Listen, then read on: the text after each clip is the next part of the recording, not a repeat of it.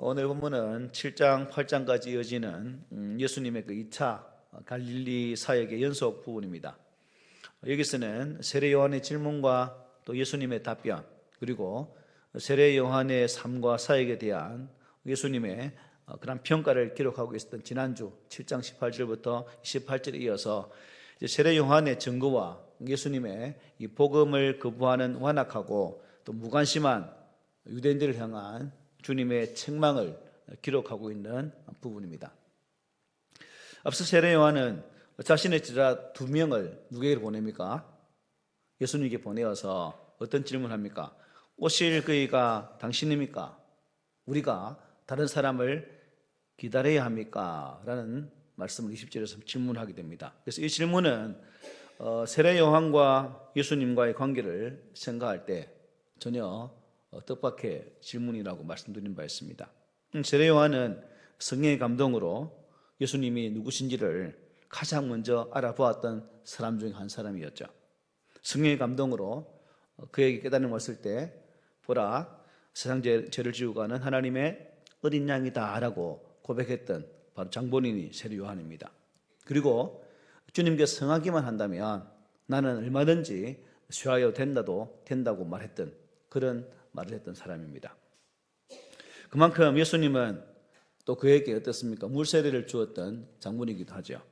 이처럼 세례 요한과 예수님은 믿음과 신뢰로 그야말로 굳건하게 관계를 맺은 그런 사이입니다. 그런데 세례 요한이 갑자기 예수님의 메시아 되심을 의심하는 듯한 그런 질문들을 우리가 지난주에 하는 것을 살펴보았습니다. 이것은 세례 요한의 무엇에 잘못되었다고 말씀드렸죠? 메시아가 누군지에 대한 잘못된 생각이 그의 머리에 있었기 때문에 이런 질문이 가능했다는 것이죠. 그래서 누가복음 3장 17절에 이런 말씀을 한 적이 있습니다. 손에 키를 들고 자기의 타작마당을 정하게 하사 알곡은 모아 곳간에 들이고 죽정이는 꺼지지 않는 불에 태우시리라. 꺼지지 않는 불에 태운다. 세례 요한은 회개의 세례를 베푼 이후에 당연히 오신 메시아는 죽정이를 불에 태우는 것처럼 심판에 그러한 힘을 가진 메시아로 오신다고 생각을 했다는 것이죠. 그러나 사실 예수님은 무엇으로 오신 거죠? 구원의 주님으로.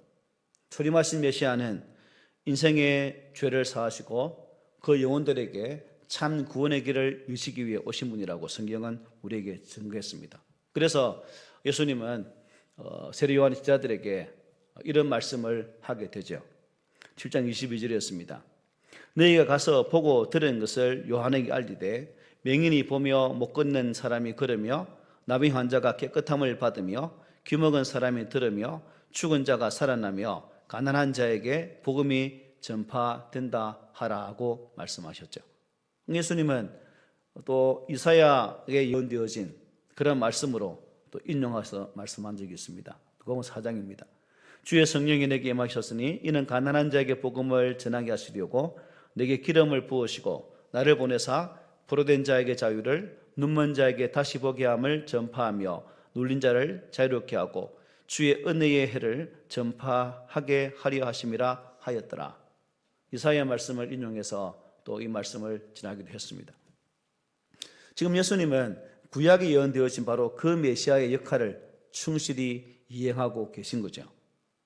그것은 심판주로서의 재림주가 아니라 구원을 베푸는 그러한 구원주로서의 사역을 하고 있다는 사실입니다.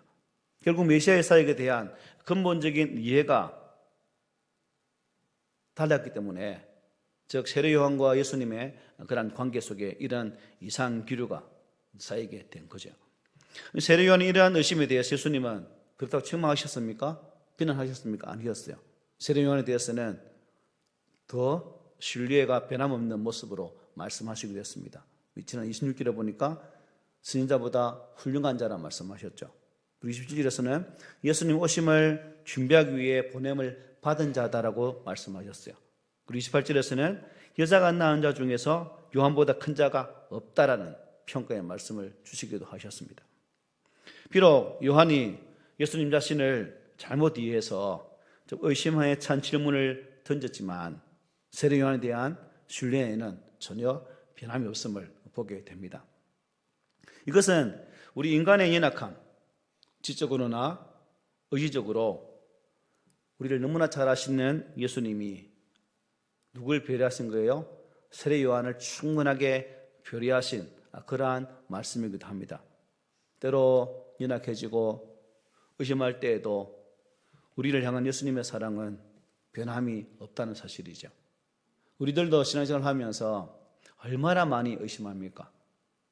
우리의 기대, 우리의 소망대로 이루어지지 아니할 때 우리의 실망은 참 크죠.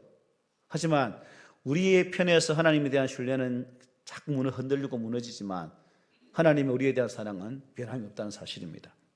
그래서 이 모습을 보고 있던 사람들의 반응을 이제 두 가지를 나누어서 말씀해요. 29절, 23절 이렇게 말씀합니다. 모든 백성과 세리들은 이미 요한의 세례를 받은지라 이 말씀을 듣고 하나님을 어렵다 하되 바리새인과 율법 교사들은 그의 세례를 받지 아니하므로 그들 자신을 위한 하나님 뜻을 저버리니라 하고 말씀합니다. 자, 한 부류의 사람은 누굽니까? 모든 백성과 세리들입니다. 자, 이 사람들은 요한의 세례를 받은 자입니까? 받지 않은 자들입니까? 받은 자들이다 말씀하죠. 아시다시피 요한의 세례는 회개의 세례였습니다. 요한은 사람들에게 죄를 고백하게 하고 회개하라고 촉구했죠. 그리고 그렇게 하는 사람들에게 회개 징표로 뭘 준 거예요? 물세례를 베풀었던 것입니다. 그러니까 요한에게 세례를 받은 사람들은 자신의 부족함을 인정하고 회개한 사람들이었다는 거죠. 이 사람들은 예수님께서 세례 요한을 칭찬하시자 하나님을 어렵다라고 여겼다고 말씀하고 있죠. 세례 요한을 통해서 역사하시는 분이 누구라는 겁니까? 하나님이시다는 사실을 인정했다는 사실입니다. 그런데 그 자리에는 이들 외에 또 다른 부류가 있었죠. 어떤 사람들입니까? 바로 바리새인들과 율법 교사들이었습니다. 이들은 요한의 세례를 받았나요? 받지 않았나요? 받지 않은 사람들입니다.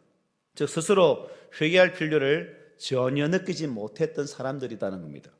그런데 이 사람들의 행동은 여러분 어떤 결과를 가져왔을까요? 그들 자신을 위한 말씀 있죠? 하나님의 뜻을 저버렸다라고 말씀을 평가합니다. 이 말은 그들을 구원하시려고 내미신 하나님의 손을 거스렸다는 뜻이죠. 죄의 구렁텅이에서 헤어나오지 못하던 그들을 향해서 참 인간을 위해 그들을 위해 하나님께서는 구원의 손을 내미셨지만 그들은 그 손길을 거부했다는 겁니다. 메시아에 앞서서 세례 요한을 통해서 회개의 말씀을 전하게 하고 그들에게 손을 내밀었지만 그것을 거부했다는 사실입니다. 이것이 왜 중요한가 하면 이 세례 요한을 대했던 그들의 태도가 누구에게 전해집니까? 예수에 대해서도 그대로 이어진다는 사실입니다. 세례 요한을 통해 내밀었던 이 하나님의 손, 그 손길을 무시하던 그들은 이제 그리스도의 예수님을 통해서 내밀었던 그 구원의 손길 또한 거부해버리는 그러한 행동을 하게 된다는 것이죠. 예수님은 그들의 완악한 태도를 이제 비유로 설명합니다. 도무지 말귀를 못 알아듣는 그들을 향해서 비유로 말씀하시면서 이 말씀을 주시죠. 우리 함께 읽어보겠습니다. 시작. 또 이르시되 이 세대의 사람을 무엇으로 비유할까? 무엇과 같은가? 비유하건대 아이들이 장터에 앉아 서로 불러 이르되 우리가 너희를 향하여 피리를 불어도 너희가 춤추지 않고 우리가 곡하여도 너희가 울지 아니하였다 함과 같도다. 아멘. 비유의 내용이 이렇죠. 장터에서 아이들이 뭘 하는 거예요? 소꿉놀이를 하고 있습니다. 그런데 그 놀이가 결혼식 놀이하고 장례식 놀이였습니다. 소꿉놀이도 여러분 어떻게 꿍짝이 맞아야 되죠? 혹시 여러분 소꿉놀이 해보셨습니까? 저는 어릴 때 많이 했습니다. 남자지만 많이 했어요. 어쨌든 이 꿍짝이 맞아야 재미있거든요. 그래서 모든 친구들이 그 놀이에 함께 동조할 때 그 놀이가 재미있겠잖아요. 결혼식 놀이를 하면서 형의 교회에서 피리를 팍 부는 게 되는데 이때 뭐 해야 됩니까? 이게 계획이 맞다면 춤을 춰야 되겠죠. 그리고 장례식 놀이를 하는데 막 아이고 아이고 곡을 합니다. 그러면 옆에 있는 사람 어떻게 해야 됩니까? 같이 아이고 아이고 곡을 해야 되겠죠. 그래야 그 놀이가 재미가 있는 겁니다. 그런데 본문은 일부의 아이들이 이에 동조를 하지 않았다는 겁니다. 그러면 놀이가 재미있겠습니까? 없으죠. 김 빠지죠. 같이 맞추어서 장단을 딱 맞춰주면 재미있는 놀이가 되겠는데 그렇지 않다는 겁니다. 결국 재미없으면 무슨 일이 벌어질까요? 파이트, 다툼이 나게 되겠죠. 그리고 오늘 본 말씀처럼 이렇게 말을 하게 되겠죠. 너는 왜 피리를 불어도 너희가 춤을 추지 않고 우리가 슬피 울어도 왜 같이 울지 않느냐라는 그러한 질책을 받게 된다는 것입니다. 문제는 이 잔치놀이에서도 이 장례놀이에서도 언제나 같은 사람이요 산통을 어떻게 한다? 다 깬다는 거죠. 똑같은 사람. 결혼식 놀이에서 춤을 추지 않는 아이가 여러분 장례식 놀이에서도 울지 않았다는 겁니다. 잔치도 싫고 뭐요? 장례식도 싫다는 겁니다. 그럼 예수님은 여기서 누구를 타깃을 삼고 지금 이 말씀을 주고 있는 것일까요? 31절에 이 세대의 사람, 이 세대의 사람. 특별히 이렇게 표현했지만 바리새인과 누굴 가리켜요? 율법 교사들을 가리킨답니다. 더 나아가서는 종교 지도자들을 겨냥해 사신 말씀인 것을 알 수가 있죠. 이 비유는 이 바리새인들의 기본적인 태도를 지적하고 있는 부분입니다. 우리가 바리새인들의 그러한 태도를 여러 가지로 지적할 수 있겠지만 여기에서는 대표적으로 한 4가지만 지적해 본다면 첫째, 이 바리새인들은 어떤 사람들일까요? 자기만 옳다고 생각하는 영적 교만이 아주 풍부한 사람들이었습니다. 영적 교만. 자기만 옳고 남이 하는 것은 다 틀렸다고 생각하는 사람. 자기들만이 진리라고 생각하는 그런 사람이 바로 이들이었어요.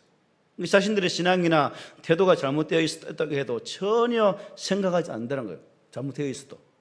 지금 이 상태의 자신들의 모습을 가장 이상적이라고 생각했다는 겁니다. 그럼 이들은 아주 깊은 영적 교만에 빠져 있었죠. 또 한 가지는 뭘까요? 아주 독선적이었다는 거예요. 독선적. 자기가 중심이 되어야 됩니다.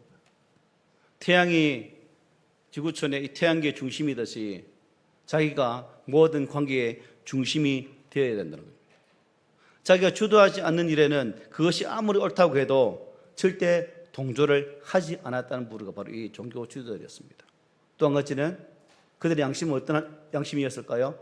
화인 맞은 양심이었다는 거예요. 실제로 자기 자신의 잘못을 깨닫는 능력은 대단히 부족했습니다. 검은 옷을 입고 있기에 여러분 무엇이 묻는지조차 깨닫지 못하는 그들의 삶이었다는 거예요. 세례 요한의 외침과 세례에도 전혀 무반응이었습니다. 자신들은 회개할 것이 없다고 생각한 거죠. 그래서 부끄러운 줄도 모르고 자신의 어려운 그 행동, 어려운 처하는 행동으로 살았던 사람들이 바로 이들이었습니다. 예수님은 이들의 행동을 직접적으로 이렇게 책망을 하셨어요. 마태복음 23장입니다. 서기관들과 바리새인들이 모세의 자리에 앉았으나 그러므로 무엇이든지 그들이 말하는 바는 행하고 지키되 그들이 하는 행위는 본받지 말라. 그들은 말만 하고 행하지 아니하며 또 무거운 짐을 묶어 사람의 어깨에 지우되 자기는 이것을 한 손가락으로도 움직이려 하지 아니하며 그들의 모든 행위를 사람에게 보이고자 하나니 곧 그 경문 띠를 넓게 하며 속옷을 길게 하고 잔치의 윗자리와 회당의 높은 자리와 시장에서 문안 받는 것과 사람에게 랍비라 칭함을 받는 것을 좋아했다라고 주님은 이렇게 그들을 책망했습니다. 우리가 볼 때는 교만과 위선으로 가득 차 있지만 그들 자신은 어떻게 해요? 정말 의로운 존재라고 생각했다는 겁니다. 그러니까 그렇게 부끄러운 줄도 모르고 그렇게 행동한 거죠. 그래서 예수님은 그들을 향해서 무슨 무덤요? 회칠한 무덤 같다라고까지 말씀하셨죠. 그리고 그들은 진리에 민감하지 않았고 자신들의 이익에만 아주 민감한 삶을 살았던 대표적인 사람들이었습니다. 이 사람들의 관심은 자기의 기득권, 이익에만 초점이 맞춰져 있었습니다.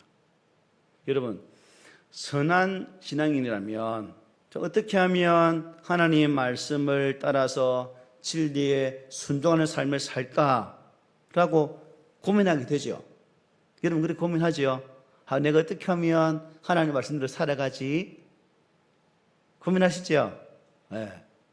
고민 안 해요? 하시죠? 이게 정상적인 신앙인의 모습입니다. 그러나 그들의 관심은 진리도 아니었고 하나님도 아니었다는 거예요. 오로지 어떻게 해요? 어떻게 하면 나의 기득권을 누리고 명예와 권력을 얻을까? 오늘날 우리 한국의 정치인들처럼 똑같아요. 말은 교회 가지만 전혀 이루지 못하는, 저마다 자기가 옳다고 주장하는, 좋은 말 하면 안 되겠지, 꼬라지를 보면 그럼 우라통이 터집니다. 그냥. 이것이 무엇을 의미할까요? 예수님께서는 지금 이 비유를 통해서 당시 세대가 영적인 일에 얼마나 무관심했는지를 말씀으로 보여주고 있는 겁니다. 그들은 세례 요한이 와서 회개를 외쳤지만 전혀 회개치 않았고, 또 예수께서 오셔서 사랑과 용서의 복음을 전했지만 역시 기뻐하거나 즐거워하지를 않았습니다. 그만큼 영적인 일은 이 일에는 무관심했다는 것입니다. 바리새인들의 모습을 보니까 누굴 보고 있는 것 같아요? 율법 교사들 모습 보니까 누굴 보고 있는 것 같아요? 내를 보고 있는 것 같죠? 내를. 네, 나 자신. 그렇지 않은 분에게 죄송합니다. 이것이 무엇을 의미할까? 여러분, 우리는 영적인 일에 좀 더 민감해야 됩니다. 민감해야 돼요. 그래서 하나님께서 성령을 통해서 우리에게 그 무엇을 지적할 때, 우리의 부족함과 연약함을 지적할 때 애통해하면서 신속하게 반응하며 회개하는 모습이 우리 가운데 있어져야 된다는 거죠. 또한 이 복음의 기쁜 소식을 들었다면 그 복음의 감격 앞에서 참 우리가 기뻐할 수 있는 그러한 자세도 가져야 됩니다. 그래야 영혼이 살아있는 정상적인 신앙인이 될 수 있는 거예요. 수만 번 있다 해도 여러분, 외부의 자극에 반응하지 않으면 우리는 의사 판정이 무슨 자라 합니까? 뇌사자 아닙니까? 그래서 제가 이 말씀하는 이유는 우리가 하나님의 말씀에 성령의 이 터치에 반응하지 못하면 영적 뭐다? 아니면 말씀하지 마세요. 여러분은 아니니까 하지 말아야 됩니다. 우리는 한 명도 없죠. 죄를 지적해도 복음의 기쁜 소식을 들려주어도 반응하지 않으면 그 사람의 영혼은 죽어 있는 것이고, 그래서 그러한 사람은 결단코 천국의 백성이 될 수가 없다는 거죠. 예수님은 이어서 이 비유의 의미를 아주 구체적으로 말씀해 주십니다. 33절 34절입니다. 우리 함께 읽어볼까요? 시작. 세례 요한이 와서 떡도 먹지 아니하며 포도주도 마시지 아니하매 너희 말이 귀신이 들렸다 하더니 인자는 와서 먹고 마시매 너희 말이 보라 먹기를 탐하고 포도주를 즐기는 사람이요 세리와 주인의 친구로다 하니라고 말합니다. 자, 세례 요한은 엄격한 삶의 방식을 취했지요. 광야에서 고행과 더불어서 먹는 것도 광야에서 들 수 있는 것으로 먹었습니다.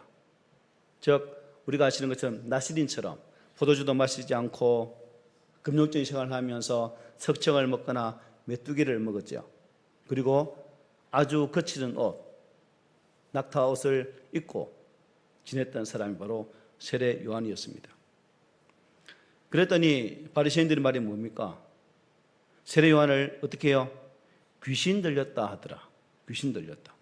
한마디로 무슨 말씀일까요? 자, 미쳤다 이 말이거든요. 제정신이 아니라는 겁니다. 그의 불같은 회개의 선포를 그냥 미친 사람의 소리점으로 들었다는 겁니다. 바리새인과 율법교사들이.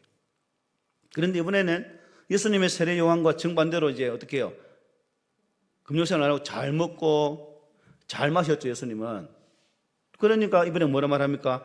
먹기를 탐하고 포도주를 즐기는 사람이요 세리와 죄인의 침울하더라고 예수를 비판하게 됩니다.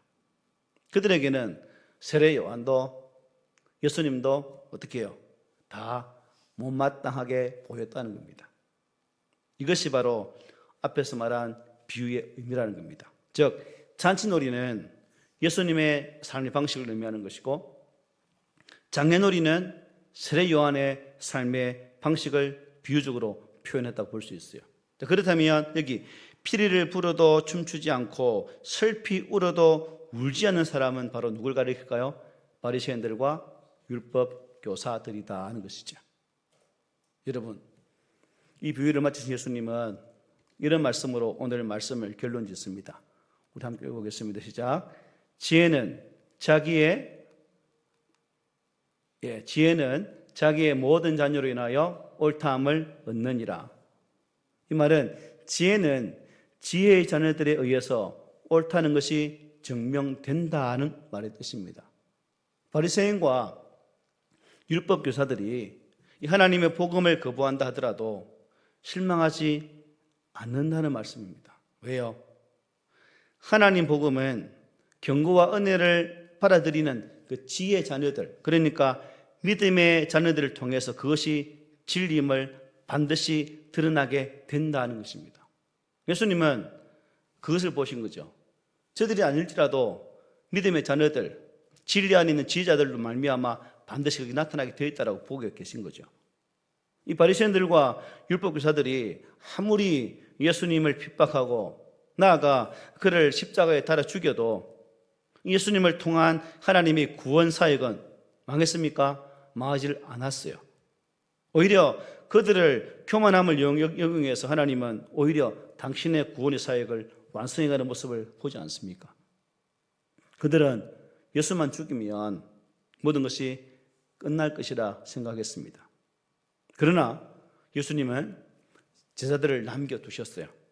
그리고 성도들 속에 정말 진주와 같은 자들을 많이 남겨두셨어요. 그 성도들을 통해서 그 복음은 옳다함을 얻게 되었다는 겁니다. 그 이후 2000년이 지난 오늘까지 그 하나님의 사랑은 선명하게 전해지고 있고, 지금도 그 사랑을 통해서 많은 영혼들이 변화함을 받고 있습니다. 아무리 박해하고 없애려고 해도 십자가의 복음은 더욱 믿음의 사람들의 마음에 파고들었다는 거죠. 많은 사람들의 마음에. 우리들의 마음속에도 이 옳다함을 얻었기 때문에 지금 예수 그리스도를 믿는 성도로서 이 자리에 앉아 계신 것 아닙니까? 맞지요? 여러분, 예수님 당시 유대인들은 참으로 영적으로 무감각한 사람들이었습니다. 그들은 회개를 외쳐도 전혀 감각이 없었고, 사랑을 외쳐도 전혀 반응할 줄을 몰랐습니다. 그들은 영적인 측면에서 볼 때는 아까 말씀드린 것처럼 영적 뇌사자의 버금가는 그런 사람들이었습니다. 그러면 오늘 나는 어떠한가? 오늘 소위 하나님의 자녀라 불리는 나는 어떠한가? 참 하나님의 자녀라 불리는 사람들 중에도 예수님 당시에 이 유대인들처럼 영적으로 무감각한 사람들이 있을까요? 없을까요? 있습니다. 그들은 회개를 외쳐도 자기와는 무관한 것으로 생각합니다. 다른 사람의 일로만 생각한다는 거예요. 혹 내가 그런 사람이 아닐까? 우리는 이 영적인 일에 대해서, 이 죄에 대해서 무감각하지는 않는가? 우리는 무엇보다도 영적인 일에 여러분 민감한 사람들이 되어서 죄를 알고 또 슬퍼하고 회개하기에 정말 신속한 그러한 성도들이 되시기를 소망합니다. 여러분, 하나님의 복음은 이미 우리에게 주어져 있습니다. 문제는 우리가 어떻게 반응하느냐 하는 것이죠. 내가 어떻게 반응할 것인가. 지금도 마치 고집쟁이 아들처럼 또 바리새인과 율법 교사들처럼 교만함으로 가득 차서 거부하는 사람도 있습니다. 그러나 함께 하신 오늘 우리들은 지혜의 자녀들, 즉 믿음의 자녀들입니다. 믿음으로 예수 그리스도를 영접했습니다. 이제 바라기는 우리를 통해서 이 진리의 복음, 이 구원의 복음이 세상에서 옳다함을 얻어야 되지 않겠습니까? 우리 각 개인은 한 사람을 살지만 우리 각 개인은 우리의 삶의 자리에서 예수 믿는 사람으로서 한 장의 드노지와 같은 성도들입니다. 내가 믿음의 삶을 잘 살면 하나님이 영광 받으시고, 내가 믿음의 삶을 잘못 살면 결국 하나님의 영광을 가리는 그런 결과를 가져오게 된다는 사실이죠.